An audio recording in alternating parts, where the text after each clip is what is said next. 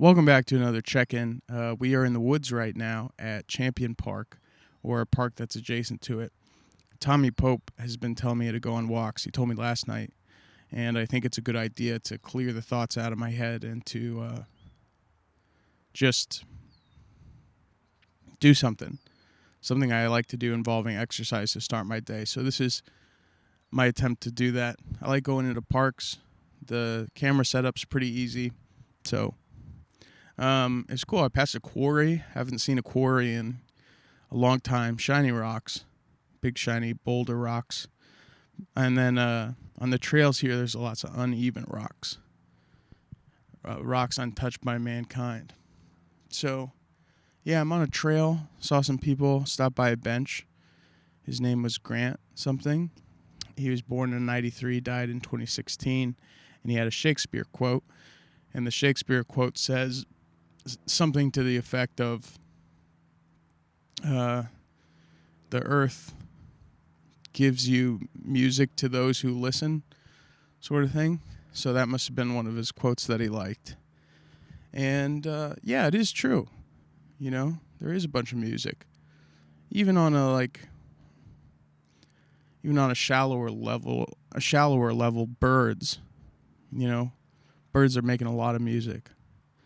I never stopped to hear the birds, but today I did because of that bench. And the birds are nice today. I saw a heron. I don't know if it's a heron, but it was, or maybe it was a swan in one of the quarries. And I tried to be still so that the animals would trust me. I've been doing the same thing with squirrels on the path. I'm trying to show squirrels that I don't mean them harm, but how could you not? If you put your feet if you put your shoes in the feet of a squirrel, what would you do? It'd be hard to trust people if you were a squirrel, because this huge thing that's hundreds of times bigger than you is walking around. And that alone, if I was just a person walking around and someone 200 times bigger than me was walking around, I would probably be ready. I'd be looking at exit points. So yeah, you can't blame a squirrel, but I want to communicate to the squirrel, hey, I'm not here to kill you and eat you for food. I'm just walking in the park. We've evolved past that.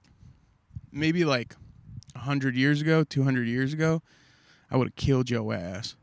But now things are cool, it seems like, with squirrels.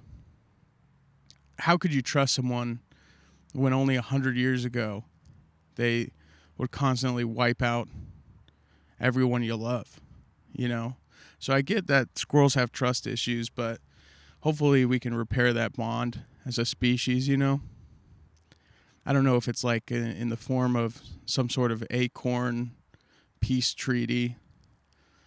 I don't know. It'd be nice to carry around an acorn, throw it at a squirrel. Maybe I could meet the same squirrel. Maybe I could befriend a squirrel. This is what I do with my days now that I don't have a job. Think about how to make squirrels my friend. Yeah, but who could blame a squirrel? A lot of good nature out here. Went to the bathroom. The bathrooms, they have those open air things. You ever go to a bathroom in a park and it's not closed all the way? Why do they do that? I don't want to hear. I don't want people to hear me pooping. I'm a big proponent of private pooper, and my friends know this about me. I keep my poops, I keep my farts private. I wait until I get in the car or, at my apartment, and I just let her rip. But if you were to meet me in person, you would think I've never farted at all. Sometimes they slip out, Sometimes you laugh really hard in a fart. It's all about people you trust. Just like that squirrel. That's my squirrel equivalent, is knowing who to fart and poop in front of. That's how I think I'll know I'll find love. When I fart openly and they're gross, but that's cool. And I go, okay. Because, boy, do I not like it when other people fart. Kind of ruins the mood for 10 seconds, 20 seconds, a minute. even. Takes a minute of joy away. But people like their farts. And it's a natural thing. Who could blame you for farts, you know? Who could blame you for farts and poop except for the people trying to judge you? That's why I go to these woods. This is to escape some judgment. Because you don't get judged in the woods. I mean, maybe by the squirrels and the birds, but they're pretty quiet about it. I like the idea of going to a park as a way to get away from everyone. I found a little cove. I just kept walking. I don't know how far I am away, but I did not anticipate that I'm going to have to walk back. But that's a good thing, I guess. Get a Fatty McDoodoo gets a walk in. Gets a walk into parking. So yeah. So squirrels are cool. Birds are cool. This is a really interesting podcast. Wow. Squirrels and birds, Dylan? Yeah, man. What's up with you? A lot of cool bikers on the... Okay, I got mixed opinions on bikers. Some of them are like, oh, you're just enjoying that bike and having a good day or exercising. I saw a guy exercising with his son. I was like, oh, that's sweet, you know. And then you see a lady with a bike, and you can tell she just kind of like needs that escape, and good for her, you know. But then you see people on bikes that I guess are just work. Oh my God, there they are. That father-son bike duo was like, that I was just talking about, passed me. And this is like at least a mile and a half from where I saw them last. Man, the woods, dude. Anything can happen in the woods. There's that creek I was telling you about. I was thinking about going down, but I don't know. I'll save the creek for another day. I'm trying to go on more adventures, you know?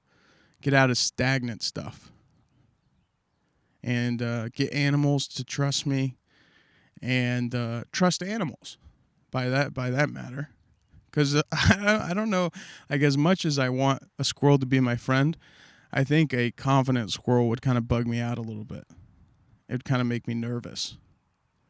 Like if you just saw a squirrel standing on its hind legs, just like arms to the side, just looking at you. I don't know if I trust that either. I went to the park the other day with a friend, and we were on mushrooms and just sat in the park, right? And there was all these dogs.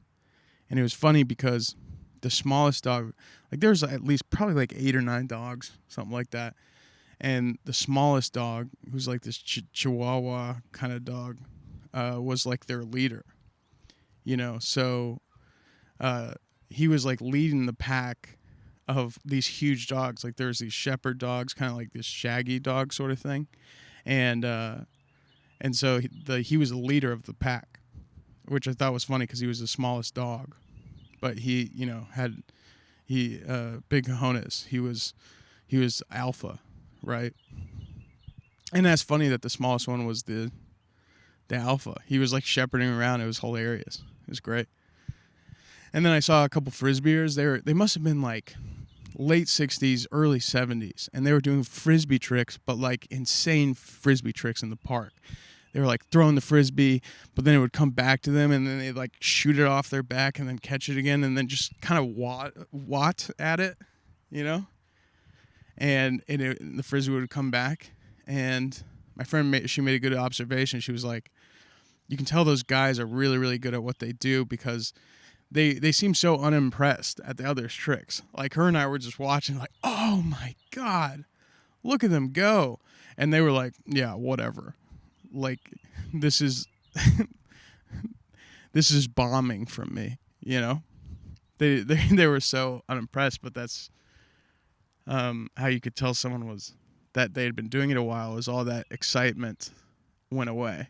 I'm sure there's one trick they're chasing, you know, like the ultimate frisbee trick, which I don't even know what that looked like, but I bet it's weird that you get those kind of moments in life where something really, really cool happens, and then for me it feels like I'm always chasing that really, really cool thing.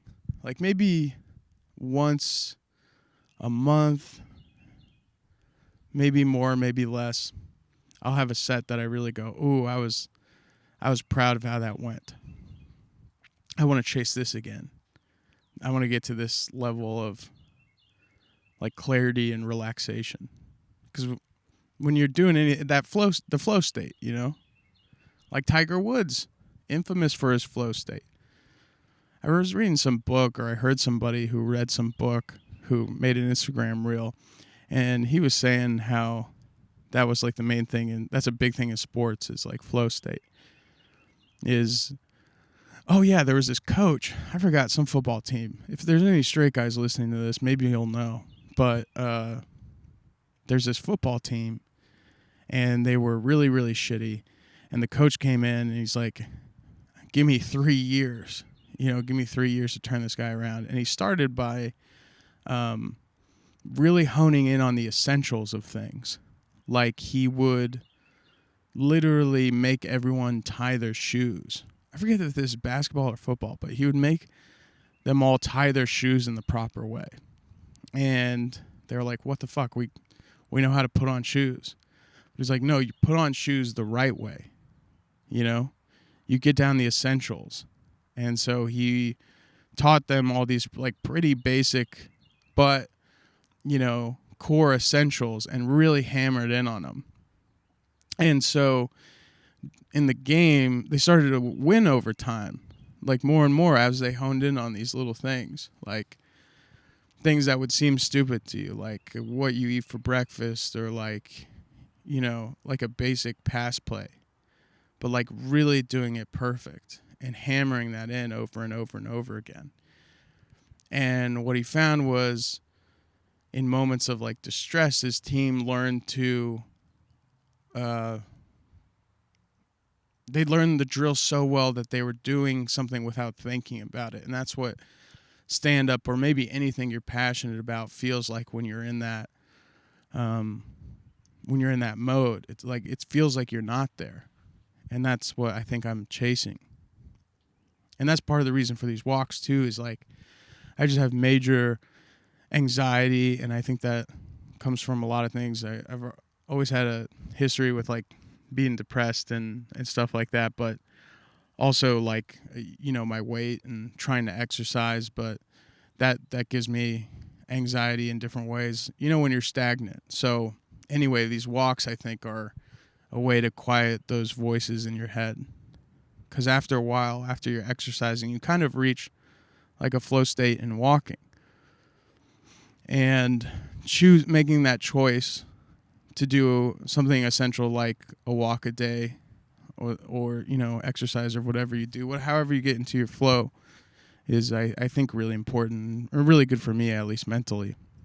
So this is what I'm trying to do, is just take more walks, really start at the most basic level of things.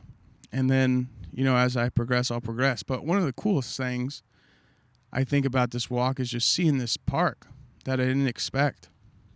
It was just like, a half an hour away from where I live. And so it kind of felt like a little adventure that I got to take for myself. And now that I don't work, I could fuck off and be a piece of shit. But I really have to get these core essentials down for the things you want to do. It's like I walk to obviously exercise, but to take a walk to clear your head. The mental aspect of it is huge. And it was something my father always told me, but I didn't believe him. And then there's a time where I'd lost a lot of weight in my life, and because he was basically, hey, a lot of your depression is going to go away when you lose weight. And I never believed him. I always thought I was more complex than that, or I thought it was more complex than that. And it's really not. It's simple and essential, and it really boosts your mood. And lately I've had a lot of like ups and downs, and I've kind of been dwelling in the down period, and I'm trying to get out of it. And when I set these huge expectations or goals, I get intimidated, or obviously putting yourself out there is hard, But if I can focus on the small things, I think maybe that will help in life. I don't know what I'm talking about, but this is just the feeling, right? So it was great because I was talking to Tommy Pope last night, and he's Italian, and take that how you will, but he was just, we're just talking about exercise because he's a big exercise guy. And he's like, yeah, start small. And many people have told me that over my life, start small. And so this is my attempt to start small, but have a little fun in the sun because it is beautiful today too. Saw a lot of Asian women fishing. So that was cool. Asian women in parks, Asian people love parks. Not to generalize, but it's a pretty good thing to like, you know? Asian people love a sun hat, you know? I feel like middle-aged Asian men and women just kind of know how to live. At least in the taking care of yourself and enjoying nature. The Japanese love nature. And that's why I love the Japanese. Part of the reason, many other reasons to love the Japanese. But don't catch me on a Japanese tangent again. All right, Dylan, move on. But anyway, yeah, so I'm walking and then I'm going to go home and do my stuff for the day. It's hard striking this balance of health and progress and, the self-help stuff. Because a lot of that is useful, but sometimes you meet those people and it's like, damn, bro, you also need to understand the psychological benefit of having a drink with your friends. That balance. That's what I'm trying to find, the balance. I've been on the dark side too long, and Dylan needs a little bit of day in his life. Waking up at an appropriate time, even though I work nights. Waking up at an appropriate time and then getting after it. That's Earl Sweatshirt. I forget what song he's in, but he says, he just has this line that says, getting out the house is a must. And it's true. You got to get out there. Got to leave the house. Got to leave the house. Got to have alone time. I have this thing called a brick. I don't know if any of you guys have it. It's super useful if you're tied to your phone like I am. It's not sponsored or anything, but it's like a little device. It's like a brick, like a small little square that's magnetized. You can put it anywhere. And you tap your phone to the brick, and you can customize apps to block when you tap the brick. And the app stays closed when you tap your phone to it. So, Pornhub app, I can turn off like that, which isn't true. I use X for porn. I don't know what you guys use for porn, but X is very good. I don't need the whole arc. I just need the 30 seconds that I think are cool. So I don't know how you watch porn though. Anyway, so this brick stops your apps for a while because I wake up and I just watch a million Instagram reels, and then an hour and a half has passed, and then I'll do one little thing, and then it'll bring me back in. So brick is nice to at least start your day that way. But as the thing we're talking about is balance, right? As much as these walks are great and stuff, I also have been trying to socialize because that's an area that I'm weaker in, at least with people that I don't know super well. And comedy is a lot of socializing with people. And drinking does help, or at least having a little fun. Because sometimes this self-help culture that we have, it feels super rigid. I agree with a lot of the stuff that they say, and it's good for you, right? The eating better and walks, things that I should be incorporating more into my life, but also maintaining a bit of danger, a bit of climbing wall. I climbed a wall. I got drunk and I climbed a wall, which isn't the smartest thing, but it felt right. Sometimes I feel like I got to chase those feelings, even if it's not, smart to do. Sometimes you got to climb a wall for you. My friend Jack almost got to the top of it. It was this side wall, and it had all these divots that you could put your arms to and hook your hands on the other side. So it was literally you could just, oh my God, that's a bee. They say with bees or wasps to maintain cool, but I find it really hard to stay calm in these moments. It's funny because it's going to be really funny and devastating if this bee stings me or this wasp stings me, because then I'll never trust again.